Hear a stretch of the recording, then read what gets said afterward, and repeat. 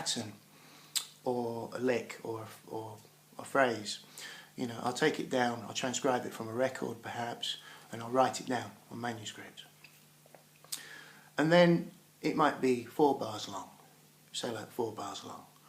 And I'll want to aim to have that 4 bars in my playing. I want that to be, you know, a cellular idea in my playing, a lick in my playing that I put into what I already know. But I don't know it yet. I can't play it yet. I haven't memorised it yet, so I'm aiming to memorise it. So what I'll do is I'll consciously, focusing on it, I'll study it first and study where, you know, the notes are on the saxophone, right? And very slowly play through the line, repeatedly, over and over again. I won't rush through the line, but I'll do it repeatedly. But I'm concentrating on, you know, it's a thought process on focusing on the notes, getting it down on the saxophone, and repeating that. And at the same time, I'm hearing it, what it sounds like, I'm feeling what it sounds like. And that is a very sort of conscious approach. And then slowly, as I'll feel myself becoming more familiar with it and more accustomed with it, I will look away from the manuscript and I will repeat that pattern from memory, bit by bit.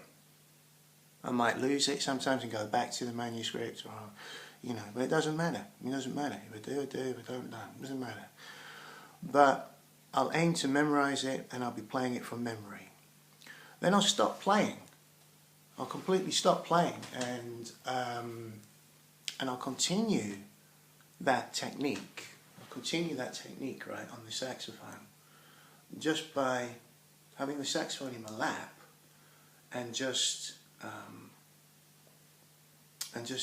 fingering almost the muscle memory that I'm creating and that I'm working on. And I'll do that with my eyes closed. So I'll be sat there with my saxophone on my lap and I'll just be fingering through the exercise and feeling where the notes are on the saxophone. Without playing. Without playing. And by doing that, what's going on in my mind is that I'm not being judgmental, I'm not being critical of myself. Even if I make a mistake here and now and then, just accept it, you know, just so be it. And you just move on. But I'm observing everything. You have this non-thinking state of mind. You remember, like, thought stagnates feeling. And you just observe yourself playing it without playing through the saxophone. I'll be completely honest with you, this is how I've learned, I would say 70% of my technique, by doing it this way. And it's almost meditational. It's like kind of like some kind of meditation.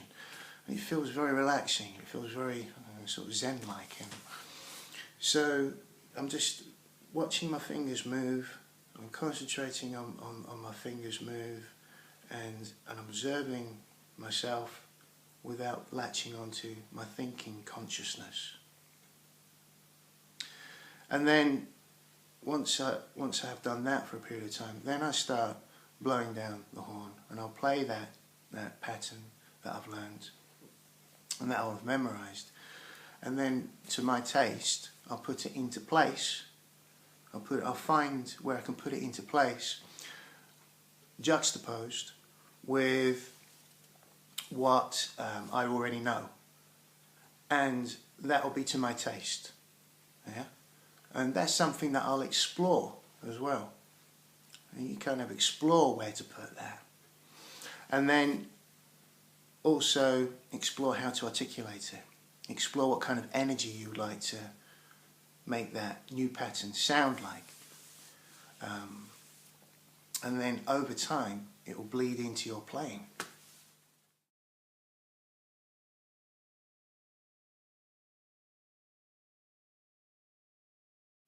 But then also the other thing is that it can take a while for that to come out into your playing on a gig. it could take up to, I don't know, depends how much practice you do, I suppose, but it could take me sometimes a good 5 or 6 weeks for it actually to come out during my playing.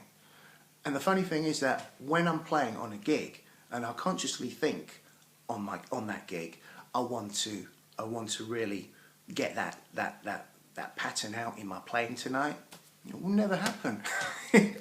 Very rarely has that happened to me at all. It just doesn't happen. And so I've got to forget that I know it. So I've got to learn it and then kind of let it go. You've got to completely let it go for it to come out in your playing. So there's a kind of irony going on there. So that kind of proves the whole concept of the non-thinking mind during the performance, where thought stagnates feeling. And so if you let that go, what you've learned, and it has internalized completely, then on the bandstand, and you're not thinking about it, it will come out. It's as simple as that. It will come out because the non-conscious mind, the non-thought thinking mind, is active, and the observant mind, you as the watcher of everything that's going around you, is more active, and it will just come out. So you let it go, you forget about it, it'll happen. Right?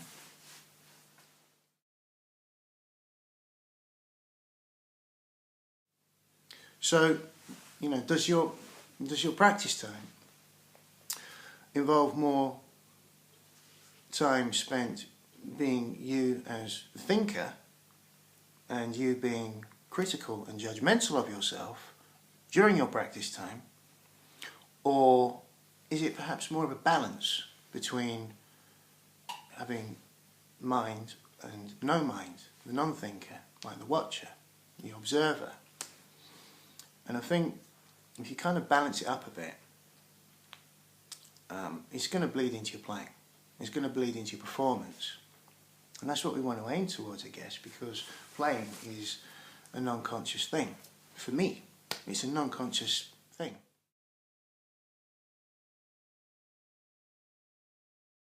It's like driving a car. When we drive a car, we get in a car and our footwork is doing the pedals, and if you live in Europe or in England, you're doing the gears, and you're driving at the same time, and you're doing the indicator, and it's all automatic. And we're not actually thinking like a driver, like our learning driver would be. So take that same concept and put it onto the bandstand of you being a player. That's where we should be aiming at. It should all just be coming out, where we forget to actually be conscious of our actions, and we just are, we just be. So thought stagnates feeling. Thought stagnates feeling.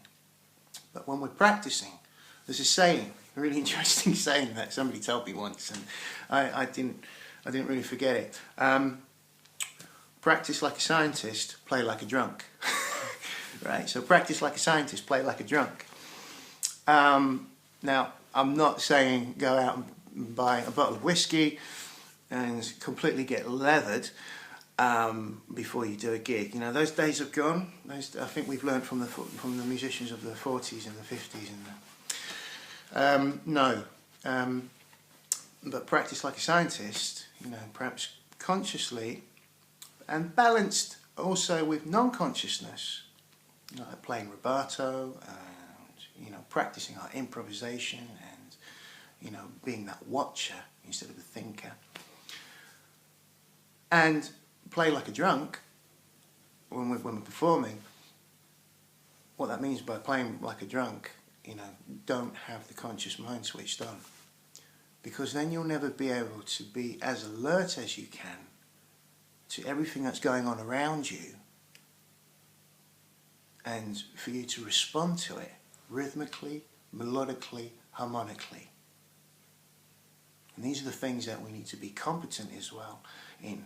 Think of it as a triangle: rhythmically, melodically, harmonically. We need to be competent in those areas of rhythm, harmony and melody so that we can respond to all this stuff that's going on from the drummer, from the bass player, from the piano player, or the guitar player, or whatever ensemble you're playing with.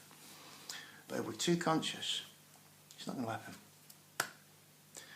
So we need to perhaps review how we approach practice, and it's something that I can help you with. So if you want more help with this, drop me a line and we can have a Skype session.